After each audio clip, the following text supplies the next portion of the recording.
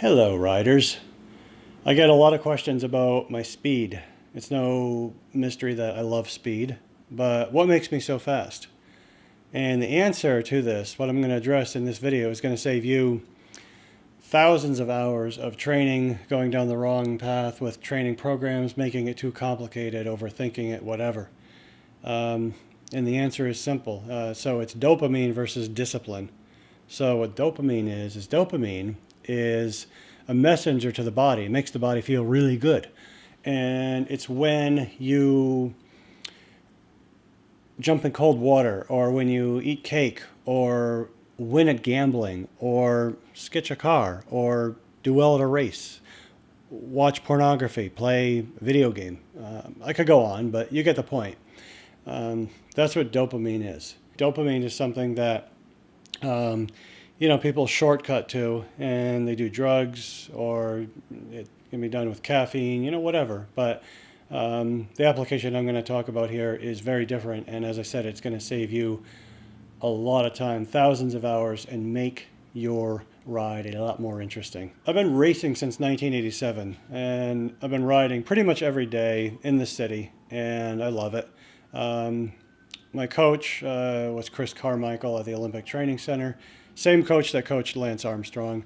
My bike fitter, Stephen Hogg, 5 Hour Fit. He's fit many of the pros. So I've had a lot of other great coaches, and I was a salaried Cat 2 rider years ago. Yes, I do have a foundation that I build on, and that I don't just go out there and go as fast as I can without some science behind it, some method, which is kind of beyond the scope of this video. This video is simply about the dopamine versus discipline. But what I'm going to show you in future videos is information that I have learned from the best, and I've rubbed shoulders with some people that are very fast. And as I said, I love speed, and it's no secret, and I'll share all of that with you in future videos. Most of the year, I live in Miami. That's my home base. And I see a lot of riders. They come and go. And what happens is they get out onto Key Biscayne, which is a part of Miami that is great for riding. Hundreds of riders go there every morning.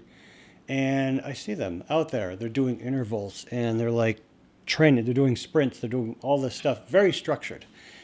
And I already know from the way that they're doing these things that they're going to burn out, man. They're just going to burn out. It's not going to work. They're not going to be able to sustain that structure and the suffer fests and all this other stuff. Look, people get into these training programs and they overthink it. One of my favorite words actually is overthink. People in cycling, I don't know why, but it blows my mind how complicated some of these training programs are. I mean, I don't have the mental capacity to actually, or want to take the time to look at this and look at how complicated this is. I mean, it's unbelievable. And then they have all these tools to measure things, and they weigh their food. I mean, some of the stories I've heard, and then, they're talking about grams on their bike or whatever. It's crazy. And, they really do overthink it, and they overdo it with effort, and they get burned out. The other thing that I see is them doing a ton of miles. They say, oh, we need, base miles. We need base. I mean, if I hear somebody say that again, I'm going to flip my lid. You don't need the amount of base miles that people say that you need. It doesn't matter like how many miles that you do. It matters how you do them. It matters how fast you go. I know people that say, hey, I worked 80 hours I worked 90 hours last week. If your goal is money, then it's not working lots and lots of hours. It's working smart, and it's having leverage of having a bunch of people working for you, or money working for you, or both. But anyway, I digress. The point is that doing lots and lots of miles often turns out to be junk miles. It turns out to be boring and taking a lot of your time. People ask me how many miles I do, and I can't really give them a good answer. I know the total yearly is over 10,000, but don't take that the wrong way. Don't interpret that as me doing a set amount of miles every day, every week. It's not the case at all. I'll go out, and I'll do 12 miles, but I'll do it super fast. Another day I'll go out and it'll be, 100 something miles because it's an interesting ride. I saw friends and then I did something else. So, my mileage is not at all based on miles per se, and I have to do X amount of miles for this ride, and then it doesn't matter, it really doesn't. So the mileage is a function of what I'm doing that's interesting, what I'm filming, the friends I'm riding with, the speed. The most important number to me, honestly, is speed. So, and then in a race, the most important number obviously is place. It really is that simple. Don't overthink it. You can see from these clips that if I'm out on the street, I'm chasing after a truck or a bus or something like a Dalmatian is, then I'm putting a lot more effort into this than I am when I'm racing or, when I'm with friends and they want to train. That's fine. I do that. Racing is wonderful. I love it. But nothing is going to get you going like a situation on the street. And sometimes one that scares you. If you're going to a ride and it's a group ride and you take the same route and you're taking a route that is back roads, it's peaceful, whatever, try not to do that. Try to actually take a route that is a major boulevard and something that, maybe scares you. It's some monster, 5-lane, 6-lane boulevard, whatever, with big intersections, fast cars, no bike paths. Those are actually my favorite because those take me outside of my comfort zone. A palm tree, any tree, is going to grow more roots and be more stable if it's got wind on it. If it doesn't, if it's isolated, then it's not. And it's the same with riding. If you ride in safe places all the time, in protected places, then you're never going to get better. But nothing increases street skills like riding on some of these just these shit roads that you won't see any other cyclists on, literally. Maybe you'll see somebody on an electric bike or something like that, or somebody on a clunker. I'm not talking about that, but I'm talking about roadies. I'm talking about people in the same league as we are. You just won't. They won't go out on these roads. And as I said, they're scary, but you rise to the occasion and you will not realize how quick you become good, how quick you improve your skills, but not only do you improve your handling skills, but you also improve your speed. It's just unbelievable. It really is amazing. So, that's a huge shot of dopamine right there for me.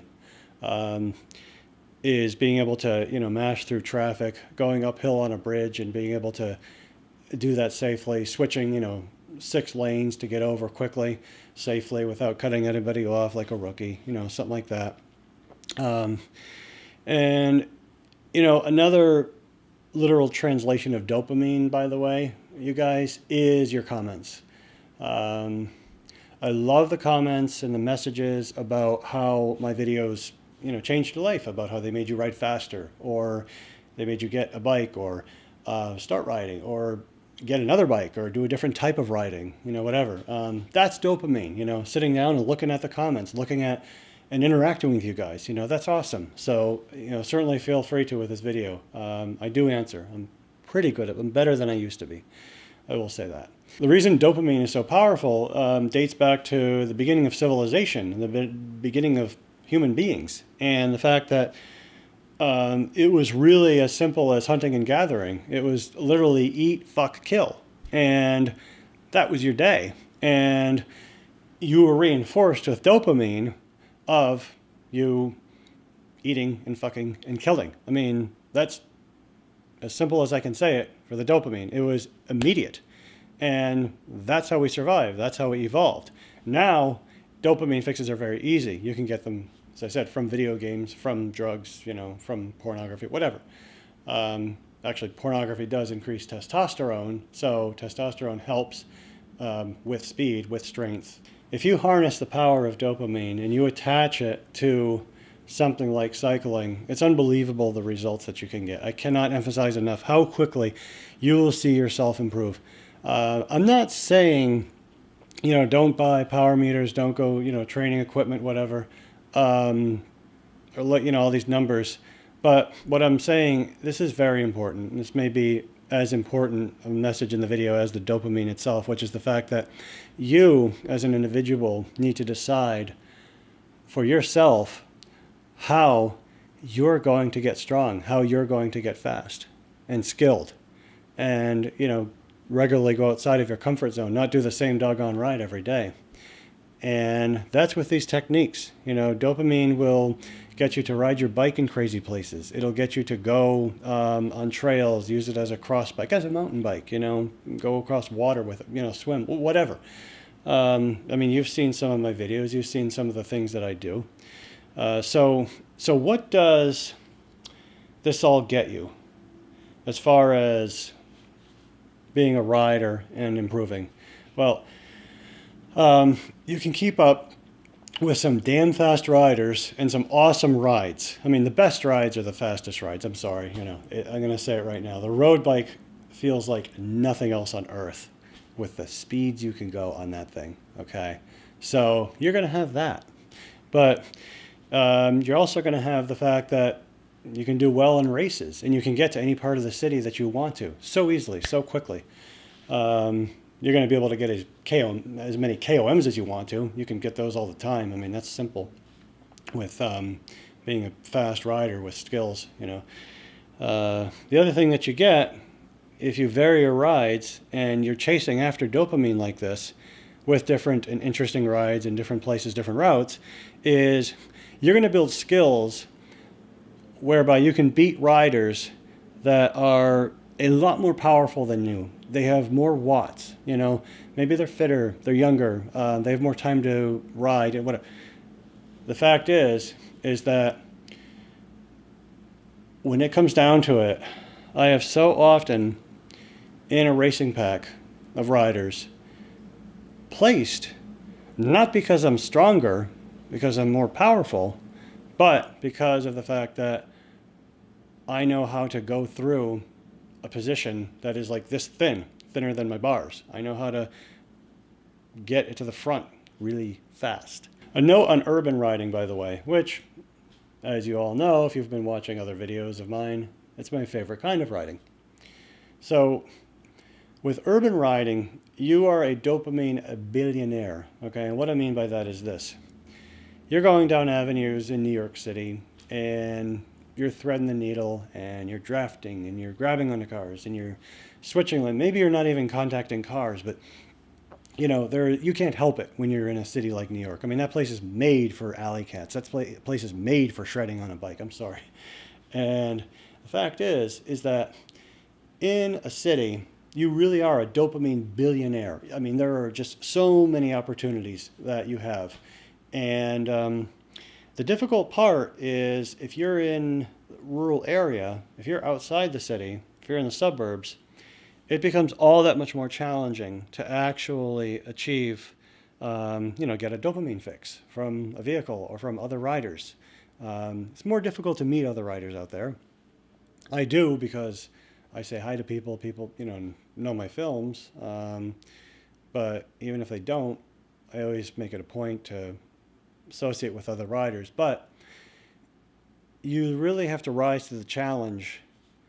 And what I mean by that, for example, is maybe you're somewhere in the middle of nowhere, and I will literally see a truck at an intersection, I'll wait, and I'll draft that truck. It's tough. It's more difficult when you're not in the city to apply these principles that I'm talking about, but you can rise to the challenge. I do this no matter where in the world I go. It doesn't matter. The most regulated place with few cars, and the cars are going fast as hell, I'll still manage to get my fix. You will be very surprised at your speed, especially at your sprint. People say that you have to have fast twitch muscle and that you have to have a certain build. I don't know. What I know is that I've seen people go from slow to very fast, lightning fast, because they're chasing after cars, trucks. It's badass. I mean, sorry, you're doing a sprint workout on a closed course or, like a training series on Tuesday night or something, whatever, it's not going to equal the exertion, the demand that you need in order to catch a goddamn semi truck or a bus or car and draft that thing, okay? Or to just sometimes outright stay safe. I mean, what's more important? A $20 prize at a circuit on, an office park in a race, or survival, life or death. I have sprinted on roads and highways, interchanges, to save my life. So, that's a pretty powerful force as well. I mean, that's its own dopamine. Another form of the dopamine, of course, is the interaction that I have with people on the road. When I grab onto a car, and I finally catch that car, it's really cool, some of the reactions I get from these people. It's awesome because, they're cheering me on. They're looking, I mean, there's a big grin in the mirror. They've never had somebody do that. They've never had somebody grab onto their car. And I see them look in the mirror, and we're going, 45 miles an hour, and they'll speed up. They'll, play along. They'll go 60, 65 miles an hour. I'm on, they're breaking the speed limit. They don't, who gives a fuck, So it's pretty cool. I like that a lot. Sometimes, of course, you get people who are negative and who are pissed off, and, they'll slam on the brakes or they'll try to shake you, whatever. Even that is actually dopamine. I mean, I know that's negative, but it's still, dopamine. It's still adrenaline when you look at it, technically. So, yeah, I mean, it all really does add up to one thing, which is making you a stronger, faster rider, more skilled. Being a successful rider kind of parallels running a successful company. And what I mean by that is, if you love what you're doing in a business, then you're going to try like hell. I mean, you're going to work harder than anybody and be more effective than most anybody. You're going to do like irrational things in order to make that business work, whatever you can. When we went through the Darien Gap, which is the jungle in Panama, into Colombia, no roads, no paths, nothing. We did crazy stuff, took crazy chances and crazy physical exertion, to get through there. It was amazing, but we loved it. So, and, that's the point of this. Speaking of love, we like art, and I mean, I'm not only fast, but I'm exciting. And, this kind of riding is exciting. And it's a work of art for me. When I post Strava, for example, you notice that I don't just post, all of my trash rides, whatever, I have rides every day and they vary, I don't really ever take the same route. But the point is that when I post a Strava ride, what I do is I post it as a work of art. I curate the photos and the ride is, interesting in the routing. I don't just throw anything out that I think, you're going to like, maybe not. I don't have any doubt when I do something and I capture something on video, okay, this is going to be really cool. The same, with my videos, of course. And the fact that it really is a work of art after this many decades, doing it this long. That's what it is, and that's what I like to do for you. I have a lot of fun doing this, and I really like to make it interesting. One big advantage to having interesting rides that are different is the fact that you really don't procrastinate when you're going for a ride. I mean, I've seen riders when it's, bad weather out or they're tired or, bike's not exactly running the way they want to, whatever, that they procrastinate when they ride. And I can't remember the last time I can't wait to get out the door. I go, and that's every day. And I can't imagine doing the same ride, being in the same rut, seeing the same people. That's burnout. I mean, if I did that, then I would burn out. Look, speed, sprinting, it does not burn you out. These things are not what burns you out. If you make your rides interesting, then a funny thing is going to happen. You're actually not going to burn out. Burnout does not happen from going too fast. I mean, in this country, it's not like a country like Belgium. In the United States, we don't go hard enough to really burn out, truly. Um, you know, I've done Monday rides in Belgium and other countries where riders go really hard, and it's not pleasant. They go hard as hell. It doesn't really matter what day of the week it is.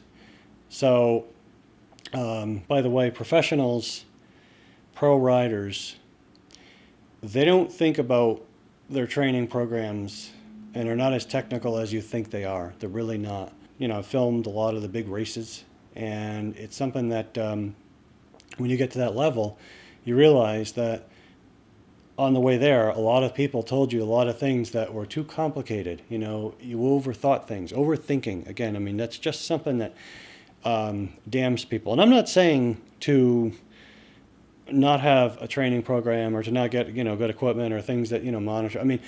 It is pretty simple for me. I look at the map when I'm riding. I always want to know which direction I'm riding, what roads I'm riding on. And of course, sometimes I look at my heart rate. It is relatively simple for me.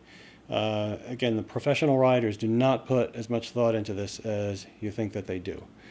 So, any day of the week, you'll find people, going just hard as hell. And a funny thing happens with that. See, I don't care what day it is of the week. It doesn't really matter to me. If it, is a recovery day, I don't care. I did this race, Athens, Georgia, Twilight Criterium, Pro-Am race. Very fast, hard as hell. 2 nights of racing, and then back in Miami the next day on Monday. And I'm out riding Monday, and a couple riders, they go by me fast. Well, no, fuck that. I don't care what day it is. You challenge me, I'm game. I'm going to play that.